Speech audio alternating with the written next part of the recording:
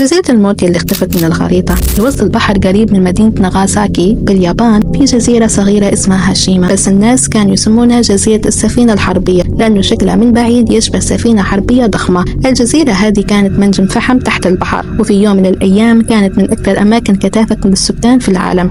تخيل، على مساحة صغيرة كانوا عايشين فوق 5000 شخص. العمال يشتغلون تحت الأرض في ظروف خطيرة، وحياتهم كانت أشبه بالجحيم، بس بسبب الراتب العالي كثير من الناس كانوا يتحملون. لكن في سنة 1974 كل شيء انتهى فجأة. الفحم خلص والشركة سحبت كل العمال في وقت قياسي، واللي صار الجزيرة فاضية تماما كأنه الزمن وقف. اليوم لو تزورها تلقى البيوت مهدمة، المدارس فاضية، وكل شيء متروك كأنه الناس هربوا بلمح البصر. بعض الناس يقولون إنه المكان مسكون وإنه في أصوات تسمع بالليل، خصوصا من الأنفاق تحت الأرض. والمخيف الجزيرة كانت محظورة للزيارة لعشرات السنين، بس مؤخرا فتحوها للسياح، بس ما أي أحد يقدر يدخل لأنه الخطر لا زال موجود.